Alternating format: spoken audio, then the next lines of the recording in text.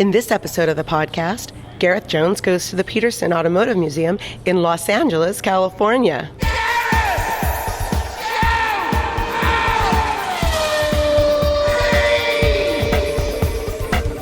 Hello, welcome to Gareth Jones on Speed, arguably Gareth Jones on holiday. I've got a day off during this Alarm Sigma tour that I'm doing in the United States, conveniently in Los Angeles, California, where my great friend Summer lives. And Summer said, hey, you know what you gotta do? You gotta go to the Peterson Museum, which is a motor museum on Wilshire Boulevard in LA, and we're not even...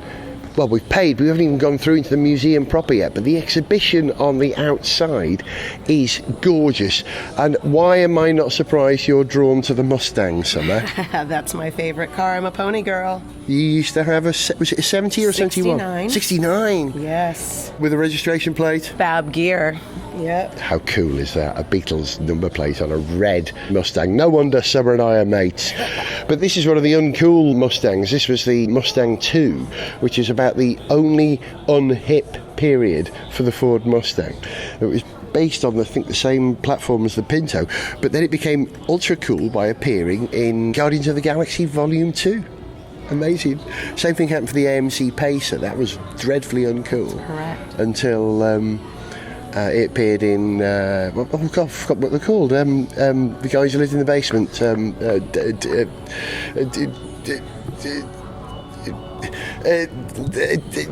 guy from Liverpool who was on. I can't even remember his name. This is hopeless. Oh, I'm thinking it's the young ones. Not the young ones. No, the American movie. You got me. Not Bill and Ted's Big Adventure. The two guys who had the cable station in a basement. Oh, Mike Myers. Mike Myers, yes. What was the film? Shwing. Yeah. Wayne's World. They made the AMC Pacer cool in that sequence where they were... Singing Bohemian Rhapsody. Yeah, exactly. Yeah. But anyway, let's look at the other cars. We're not even indoors yet. There's an exhibition of modified Audis outside as well, and a model of Iron Man, because Audi are official providers, I think, partners in the Marvel Universe. Tony Stark drives an Audi, and they've got a Level 0 2018 Audi P18 e-tron concept, a sort of a shooting brake version of the R18. That's my kind of science fiction car.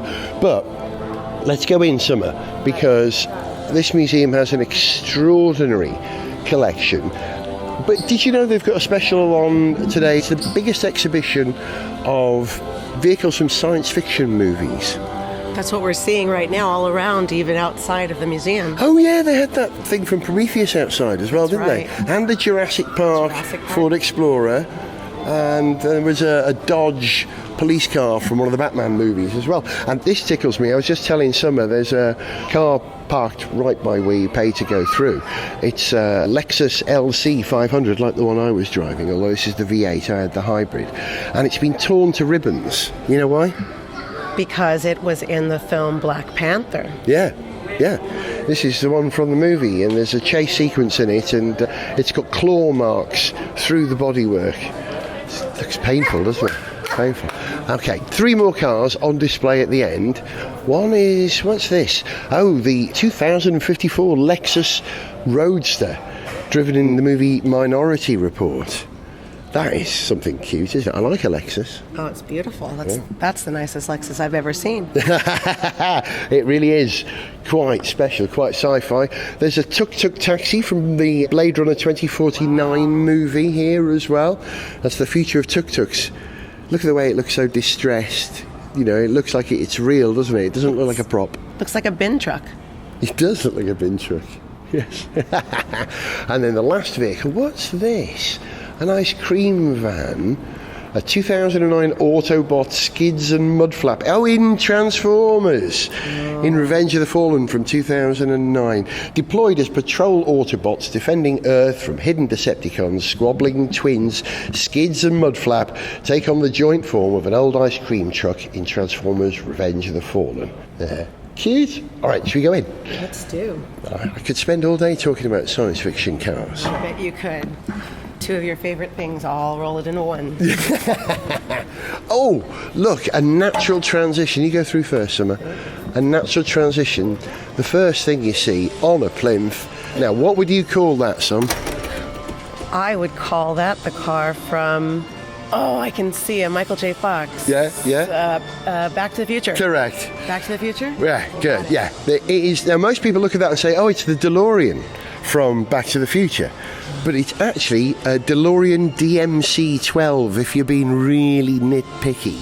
This model of car, DMC, DeLorean Motor Corporation, set up by John DeLorean. Yes. It was called the DMC-12. But I wonder, is this a replica prop, or could this actually be one from the movies, being as we're in Los Angeles? Driven in Back to the Future. Back to the Future 2 and Back to the Future 3. Wow. Designed by Ron Cobb and Andrew Probert at Universal Studios. They've got it down as a 1981 DeLorean, but there's more to it. It says based on. Based on. Keyword right. there. Yeah, that's a legal requirement, isn't it? Yeah, Zog was talking about the 2.1 gigawatt power that this thing produces. It's incredible. I'm not sure he quoted it exactly right, but we know what he was talking about. Ooh. Okay, if I describe a bike to you, which is rimless, the wheels don't have any spokes or hub whatsoever, and they are lit, what's the first science fiction movie that comes to mind? Tron. This is the Tron light cycle from the Tron Legacy movie in 2010 with a rider on it. You can't see where the rider and the bike separate, can you? I didn't see that until you pointed it out. Yeah. That's crazy. Yeah, that's design. Yeah, I was a little too old for Tron when the original one came out. I thought it was a bit kitsch. You know, I was already watching 2001 and Metropolis and Things to Come. And Tron, it was okay. But I think over the years I've grown to appreciate what a stylistic icon it is, a moment in time. Right, let's... is this a Maserati? What's this?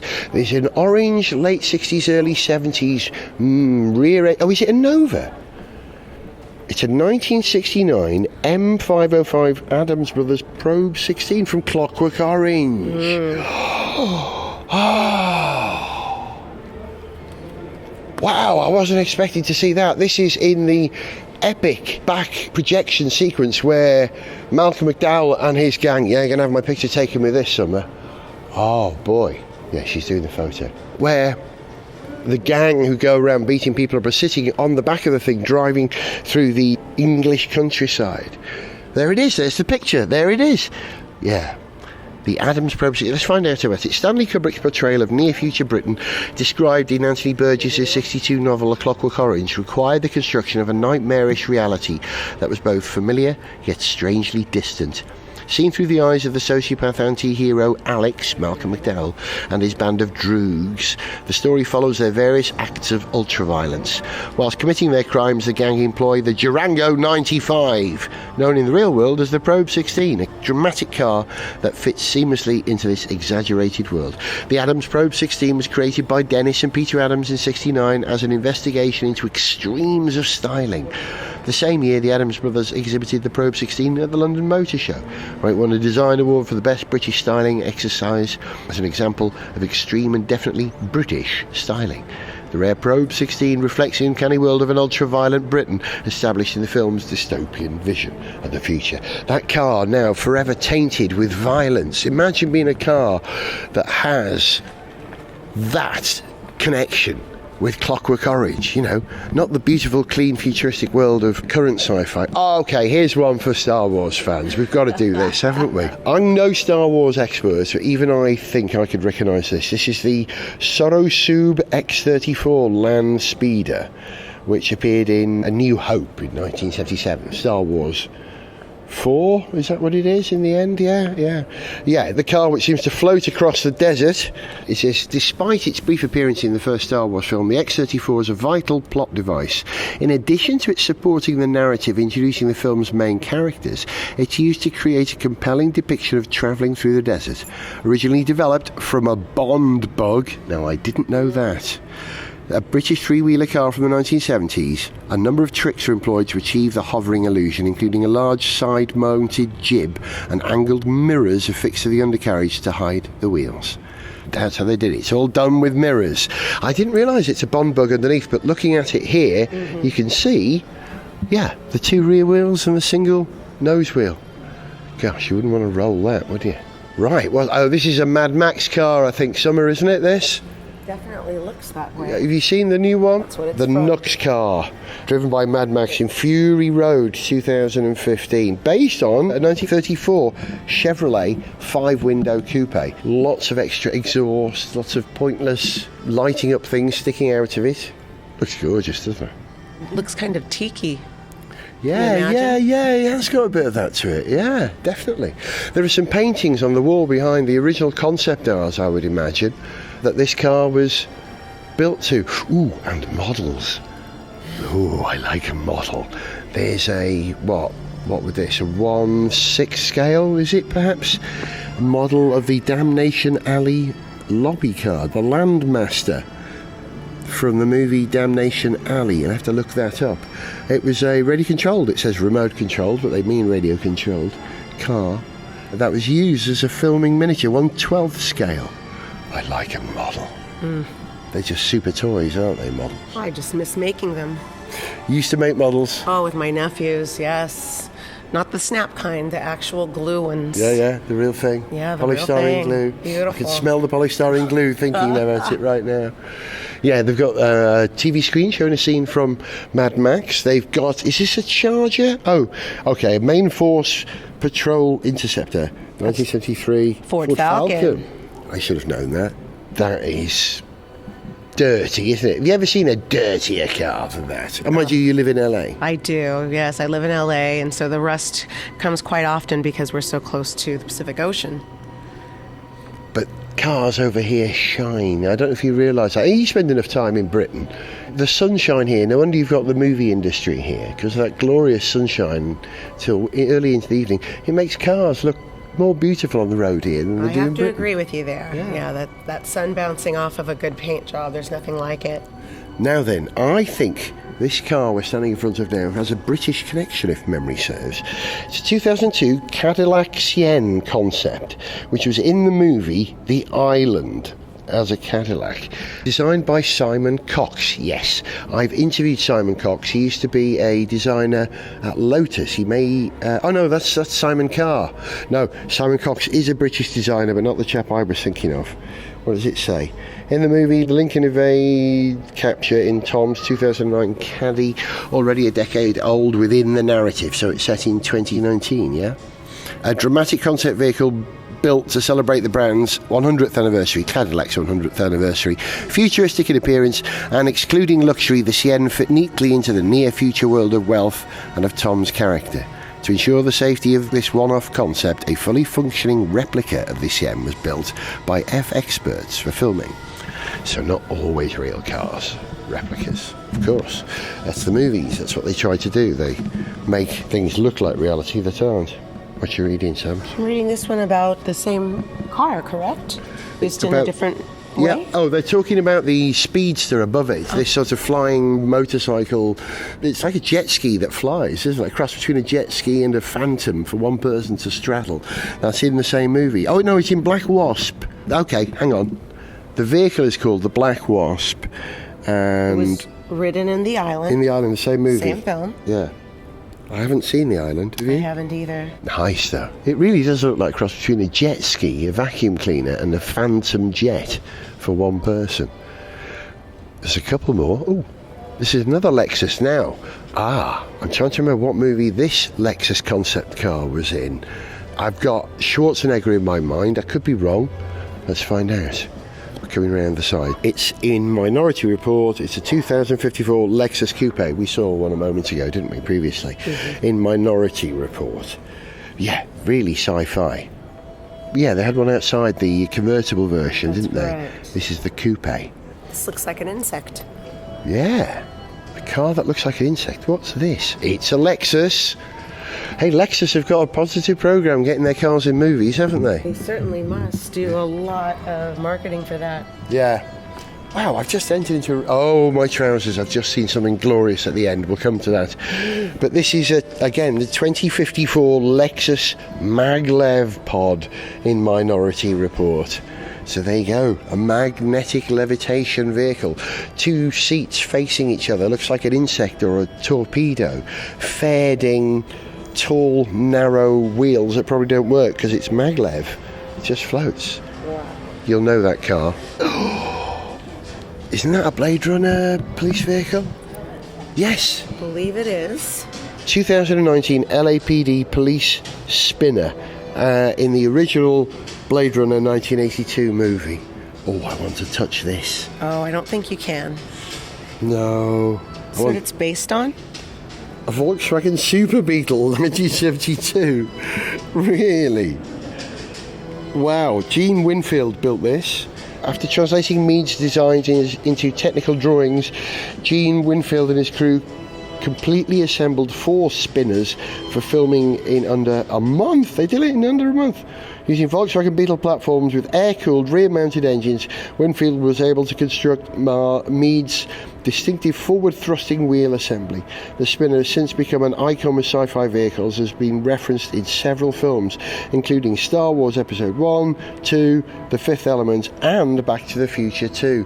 So a design that was so pivotal it influenced other designs as well. Gorgeous, isn't it? It looks like it can swim. It does, yeah. Amphibious, yeah. They float and they sparkle. They've got some of the concept art on the wall. You see them flying. Is it a car if it flies? I think cars go on the road. If it flies, it's an aircraft, in my opinion. What if it can do both?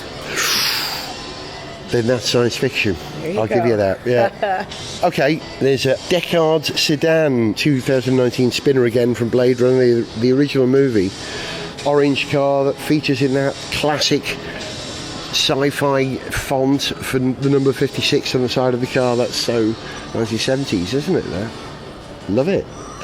Another Audi behind us. Now, what was this in? It seems that Audi are more than happy to take their concept cars and dress them up and put them in sci-fi films. Oh, of course, iRobot. It was in that. You'll know this. It's billed as a 2035 Audi RSQ Sport Coupe concept. It's a version of the R15, I think. Based on that, you'll recognise it. Fared-in wheels, honeycomb pattern over the wheel hubs. Proper car of the future. And from something so soft and beautiful. But unlike many of the others, you can still see this is an Audi. Yeah. It doesn't hide that it's an Audi. True, yeah. There are lots of design cues. It's less far away, isn't it? It's nearer to the original. All right, wow. From the Terminator movie, there is a Model T800 Terminator here. Terrifying. Standing next to 2017 Skynet Moto Terminator motorcycle. Fantastic. Look at that. That is terrifying. Again, it's almost like you've got an iron backbone. You can't tell whether it's organic or mechanical in the way that the Terminator itself has a sort of a spinal cord, a metal spinal cord. This motorcycle, as part of the frame, has a metal spinal cord, drawing the two design concepts together. Dirty, isn't it? Oh. It definitely looks like a vicious machine. Yeah, more tank or travelling machine gun than motorcycle. It's in Terminator Salvation 2009, it says here. Well, amazing. Another concept car, this one, a trike, one wheel at the back, two at the front, big glass house. No obvious badging on it, so maybe it isn't from a big brand manufacturer. It is an original prop. This is called a Cricket in the movie AI. Oh, that's a sad film. Have you seen AI, Summer? No, I have not. So sad. Oh, I won't see it then. No, don't see it. I'm sad thinking about it now. Yeah, and this is the Cricket, a car that, see, where does it appear in the film? The film was an adaptation of a story originally developed by Stanley Kubrick, but passed on to Steven Spielberg when Kubrick died. Oh, imagine the Kubrick version of this. The pure Kubrick version would have been good. Mind you, I think Spielberg did a good, if not slightly emotional version. Okay, Summer, you know you said a minute ago, what if you've got a car that can fly? Well, what if you've got a helicopter that's amphibious? This is the police amphibicopter, also in AI. It carries the character David on the final leg of his journey to try and become a real boy. Due to catastrophic climate change, David's destination of Manhattan, New York is submerged underwater, and he must plunge the helicopter into the depths of the ocean to discover the object of his quest. Yeah, if you were going to build an amphibious helicopter, this is what it'd have to look like. bit glassy. That would have to be incredibly strong plexiglass to survive impact with hard water at flying speeds. But yeah, could you make an amphibious helicopter given the right technologies? Yeah. I think just about anything can be developed these days. Yeah, we have new technologies making the future possible. Now, what's this? Is this a Cadillac concept? It's in pearl white, very futuristic, almost 90s vision of the future car. What is it? A General Motors ultralight. I was close. Not quite a Caddy. Replicated in Demolition Man in 93 as a 2042 Chevrolet Police Cruiser. So it is a 92 General Motors ultralight. That's what it says. From Demolition Man. Cool. It looks a bit like road cars of that period. You know, the original Mondeo was a bit of a gumdrop, wasn't it? And what was that little Plymouth? The Neon? The Dodge Neon? Dodge Neon. A little bit of that about it, yeah. It looks like a cloud. It does look like a cloud. It does. It does. Like a cartoon of a cloud. So you could draw it with 3 simple overlapping semicircles, couldn't you? Absolutely. That's hilarious. Oh, my trousers. Oh, I've just seen some very special things at the end. Should we save them and go down the side here? Because there's some stuff we've missed here. There's a yellow car. This all looks like Blade Runner stuff to me. What's this yellow car? We missed this. Definitely Blade Runner. Lots of glass fibre. Yeah, Blade Runner from 82. This is the Everyman car from 2019 is the year it's set in, of course. Oh! And if you've seen the sequel to Blade Runner, the new one, I noticed Peugeot feature largely in it. And the central character drives around, who's played by, forgive me for not knowing this, what's his name? Ryan Gosling, thank you, Summer, written down there. He drives around in what is a 2045 Peugeot LAPD police spinner. Peugeot, selling cars in America in 2045. Good luck to them. And it's that spinner with the extended front end with 2 things that spin in front of where the bonnet would be.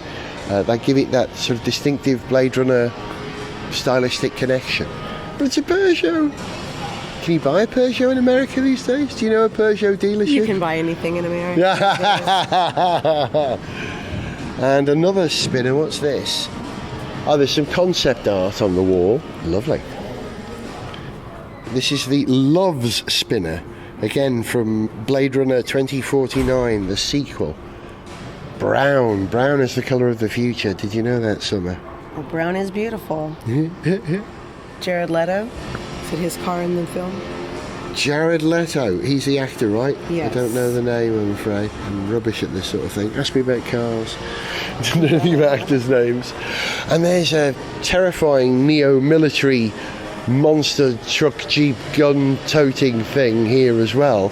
What's this from? Let's go around the other side. UNSC. Okay, 40 points if you can get this before I do. UNSC. Is this a ride? Do you climb in? Oh no, it isn't. I wasn't certain if this was a ride where you get in and experience it. This is from the year 2557. It's an AMG Transport Dynamics M12B Warthog, as in Halo 4. It's from a game and then the movie of the game. This is the Warthog. You'll know what that looks like. It's huge, isn't it? It is. But there are 3 very, very special vehicles at the end. Now I'm recognizing things. Yeah. Do you know what that one is over there, Summer? I don't recognize that one. I see the surfboards. Is that... It must be a villain car. Is it the Joker's car or from the Riddler 60s Batman? The Riddler. Let's go find out. It's a sort of a hot rod, I think you'd call it, based on a late 50s, early 60s Ford V8. It's the Joker-mobile. The 1966 Mongrel T, the Joker-mobile from the TV series Batman. Yes. Now, the chap, George Barris. George Barris is the man who's designed arguably the most identifiable movie TV series car there ever was. you'll know if he's designed the Joker-mobile, this absurd hot rod with green fur on it and 60s vinyl metallic seats in different colours. Every seat is in a different colour. Blue, gold, red and green. And then behind it is, and I bow down to this, George Barris's Batmobile from the TV series. And we're in LA, so I have to ask the question, is this that actual car or a replica?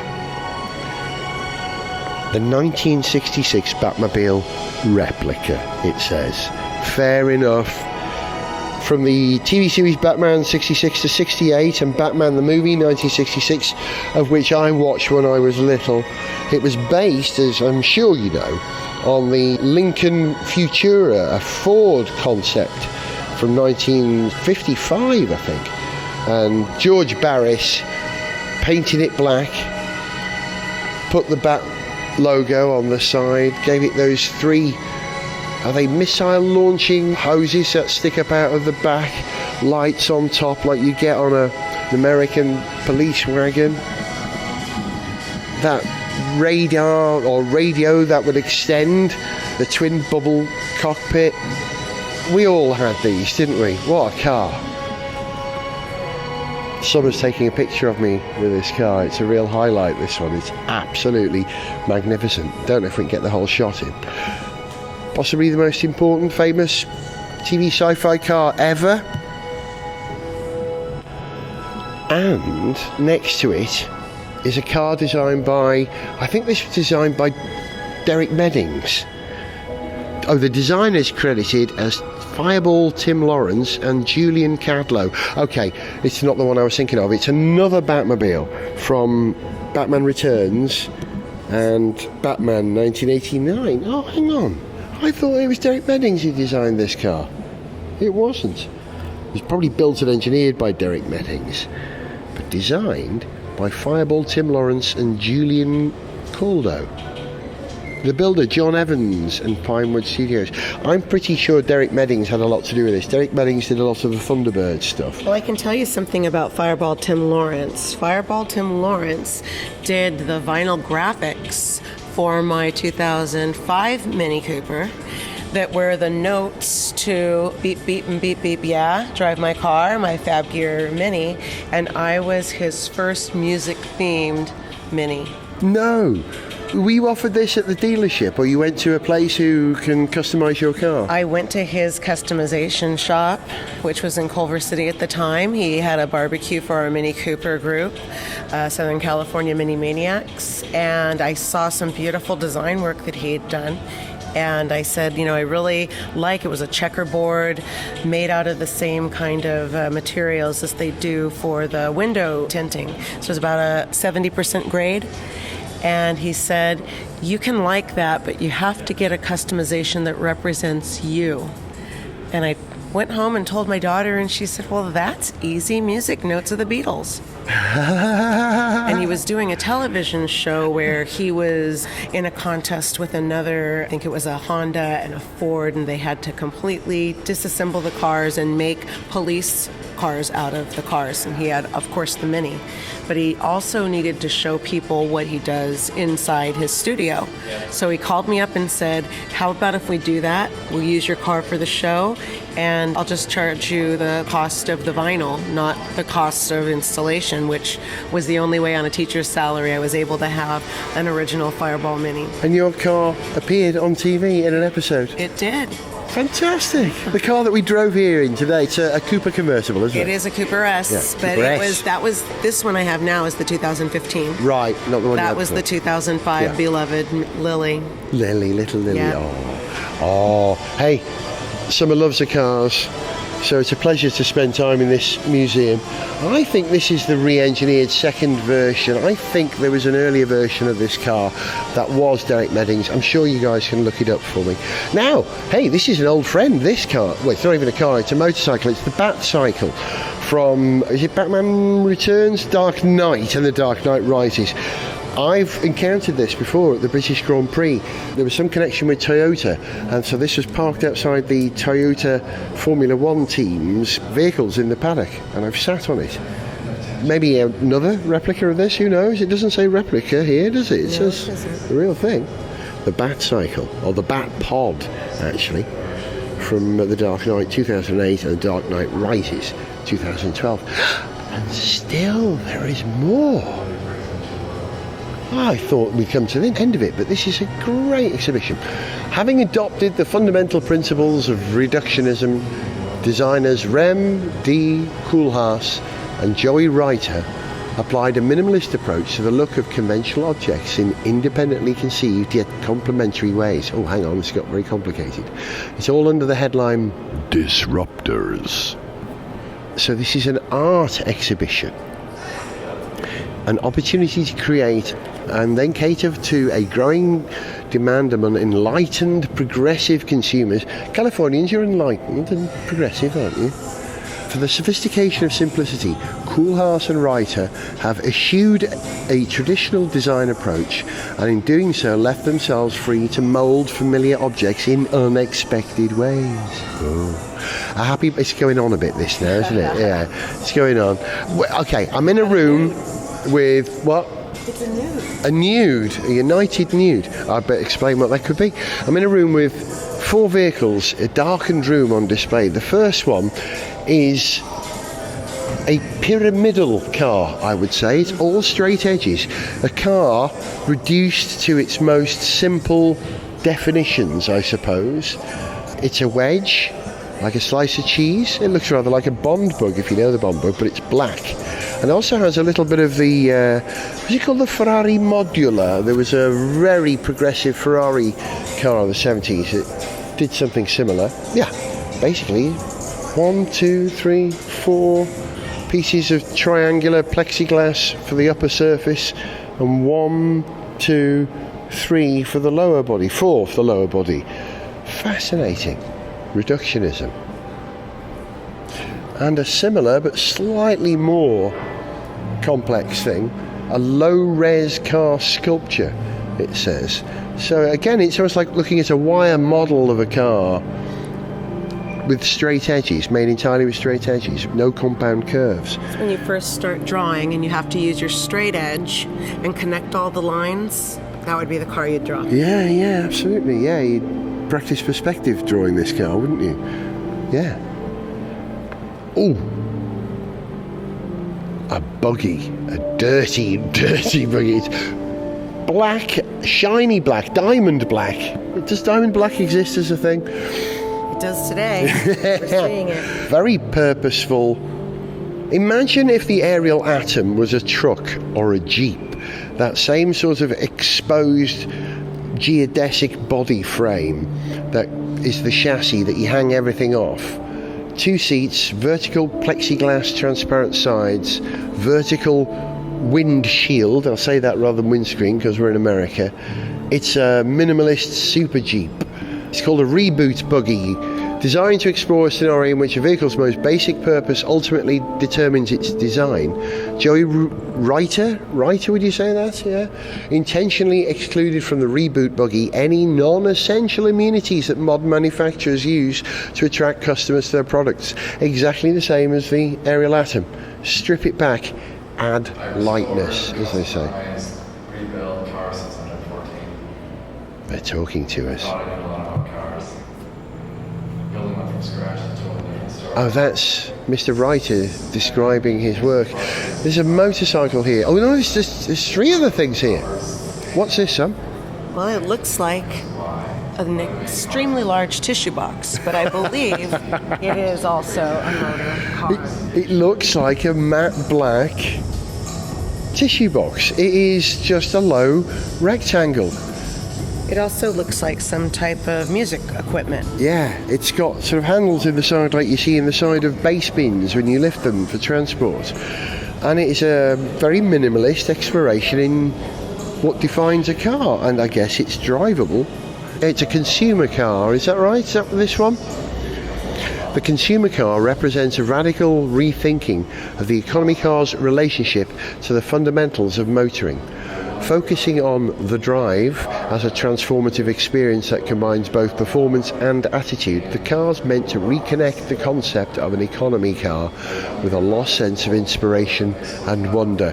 Well, we were inspired and we wondered what it was. Wondered what it was. It's beautiful. It really is. So look up the work of Joey Reiter. I think it's Joey Reiter. And who is the other guy? There was another name involved, wasn't there? I can't pronounce it. Rem de Koolhaas, I think, over there. But there's a motorcycle here that looks... Well, it just looks like a slice of chrome, doesn't it?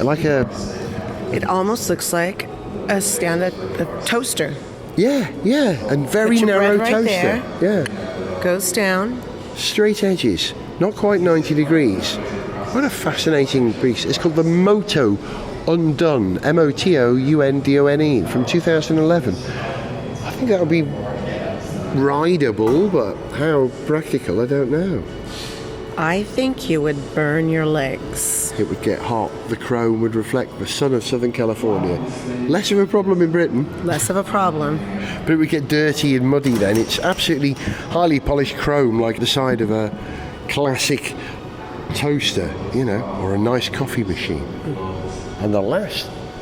Actually, I've spotted one more thing as well. Well, yeah, let's do this. This is another one of Joey Reiter's designs called the Snowped V2, where it is a single rear trek snowmobile, one ski at the front, a vertical black body covering the engine and steering underneath.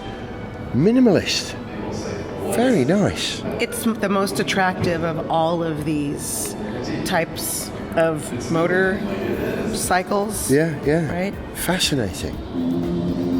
Hey, I like his work. I like it. I do. I think exploring what cars can be, not just in science fiction, but in the world that we live in, or the real world that we're about to grow into, is a very worthy thing to do. And if people like this artist are considering what the car will be in the future, then we'll have interesting looking sci-fi cars. I like living in the future.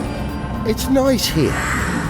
You've been listening to Gareth Jones on Speed in one small part of the Peterson Automotive Museum. It's goodbye from Summer. Goodbye. And it's goodbye from me. See ya.